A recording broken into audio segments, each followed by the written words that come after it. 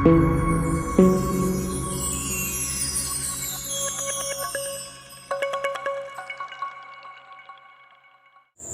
दोस्तों, मैं राज यादव स्वागत करता हूं आपका अपने YouTube channel to the point में। दोस्तों, आज मेरे वीडियो की क्वालिटी थोड़ी सी लो है क्योंकि रात का समय है। आप देख रहे होंगे पीछे, मैं एकदम रात का समय है और मैं यहाँ गोरखपुर रेलवे स्टेशन पर आया हूँ। रेलवे स्टेशन पर हूँ क्योंकि मेरा पेपर था सिविल सर्विस एग्ज़ाम का, तो उसके चलते मैं यहाँ पर आया हूँ और रात हमको यहीं गुजारनी है। तो सोचा क्यों ना एक वीडियो बना के आपसे कुछ बात करी जाए, तो इसलिए मैं आपके सामने आया हूँ और एक वीडियो बना रहा हूँ। आप देख रहे होंगे कि मेरा वीडियो बनाने का थोड़ा सा तरीका जो है वो बदल गया है। अभी ये मेरा दूसरा वीडियो है अपने YouTube चैनल पर। दोस्तों, जब पहला वीडियो आया था, आज से 10 दिन पहले मैंने पहला वीडियो डाला था, उसमें भी थोड़ी सी क्वालिटी को लेकर थोड़ी सी समस्या है, लेकिन आगे मैं धीरे धीरे डेवलप कर रहा हूँ और कोशिश करूँगा कि आपको अच्छी चीज़ें प्रोवाइड कर सकूं। लेकिन मैं आपसे बातें अच्छी करूंगा, बातें जो करूंगा ऑथेंटिक बातें करूंगा और आपको अपने पूरे एफर्ट के साथ आपके सामने आऊंगा और कोशिश करूंगा ज़्यादा से ज़्यादा आपको समझा सकूं। बेसिकली मैं अपने इस चैनल पे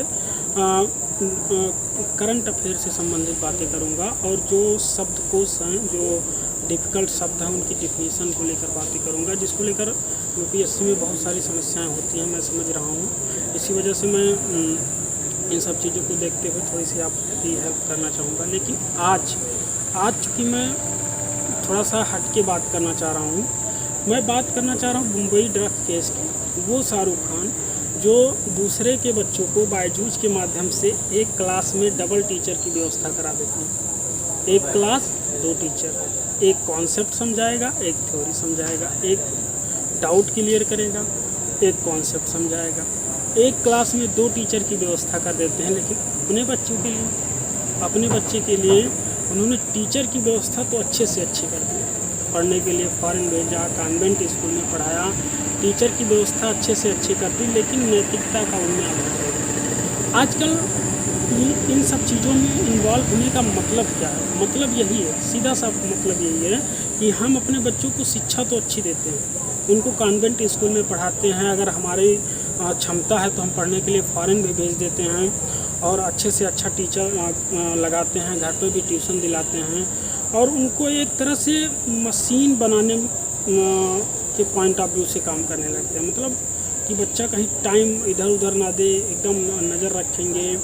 और एक टीचर गया, शाम को दूसरा टीचर, सुबह दूसरा टीचर, कोचिंग दोनों टाइम चलेगी, अच्छे से अच्छे स्कूल में पढ़ाएंगे। लेकिन आप ये चीज़ समझ नहीं पाते कि आप उनको टीचर तो उपलब्ध करा देते हैं, लेकिन खुद आप उनके लिए कभी उपलब्ध नहीं होते। ना आप उपलब्ध होते, ना उनकी माताजी उपलब्ध हो पाती हैं। आप अपने बिजनेस या डेली वर्क जो भी है उसमें बिजी रहते हैं और बाकी सब माताजी या अदर कोई है वो सोशल मीडिया पे बिजी रहता है। तो इस वजह से जब उनको कोई अपना सगा जो है, जिनसे उनका ब्लड रिलेशन है, जिनसे वो अच्छे से बात कर सकते हैं, जिनकी बातें उनको ज़्यादा इफेक्ट करती हैं, वो साथ ही नहीं दे पाता। टीचर सिर्फ उनको सब्जेक्ट पढ़ाता है, उनको नैतिक चीज़ों का ज्ञान नहीं होता। उनको हम कॉन्वेंट स्कूल में पढ़ा के, फॉरेन पढ़ा के उनके अंदर इन्फॉर्मेशन तो ठूस के भर देते हैं, लेकिन नैतिकता का बिल्कुल अभाव होता है और इसी अभाव की वजह से वो अनैतिक कार्य करते हैं। और ऊपर से उनको हम सुविधाएं ऐसी दे देते हैं, अच्छी से अच्छी उनको मोबाइल देंगे, अच्छा से अच्छा लैपटॉप दिला देंगे, अच्छी से अच्छी गाड़ी दिला देंगे।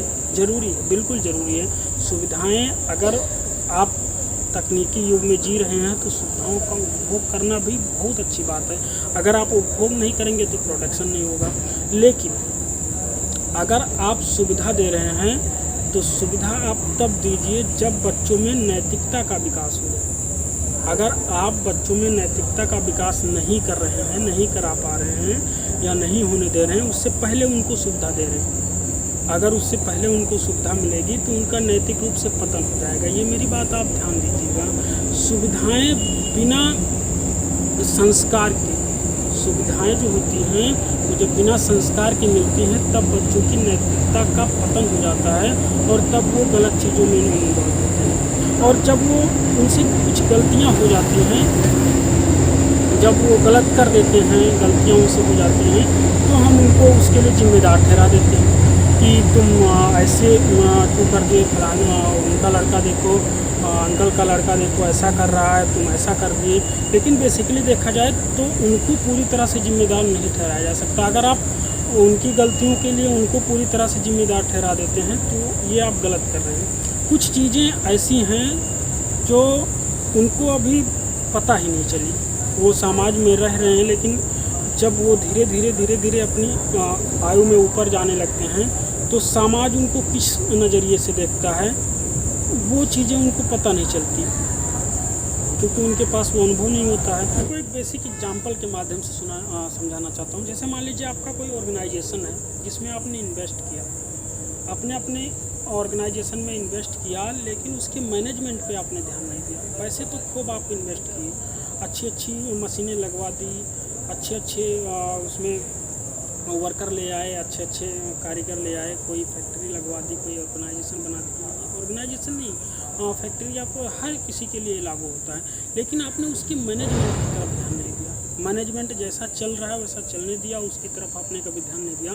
तो आप देखेंगे कि धीरे धीरे आप लॉस की तरफ जाएंगे। और अगर एक टाइम रहते आप ध्यान दे देते हैं तो सब कुछ आपके हाथ में कंट्रोल हो जाता है। लेकिन अगर उसके बाद भी आप ध्यान नहीं देते तो एक समय ऐसा हो जाता है कि आप धीरे धीरे इंसॉल्वेंसी की तरफ चले जाते हैं, और एक समय ऐसा आता है कि आपके पास बैंकक्रप्ट होने के अलावा कोई रास्ता बचता है और आप बैंकक्रप्ट हो जाते हैं। तो सीधी सी बात है, जो जिस तरह से इसमें बिजनेस में अप्लाई होता है, मैनेजमेंट पर ध्यान ना देने की वजह से लोग मार्केट का फ़ायदा उठाते हैं, और कंपनी मार्केट आपके गलत मैनेजमेंट का फ़ायदा उठाती है और आपकी कंपनी इंसॉल्वेंसी की तरफ अग्रसर हो जाती है और बैंकक्रप्ट हो जाती है। तो ठीक ऐसे ही आपके बच्चों के साथ भी होता है। बच्चे जो हैं वो आपका एक समझ लीजिए बच्चों में निवेश है, आपने अपनी आधी लाइफ उनके ऊपर निवेश करी है, तो कृपया करके उनका मैनेजमेंट ना बिगड़ने दें। उनको अच्छी शिक्षाओं के साथ साथ उनको समय दीजिए, नैतिकता का अध्ययन भी उनको कराइए, ताकि वो कुछ अगर उनके साथ गलत हो या वो कुछ गलत कर रहे हो तो उस समय उनको आपका ध्यान आए, आपकी शिक्षाओं का ध्यान आए, और वो शायद उस गलत ट्रैक पे जाने से बच सकें।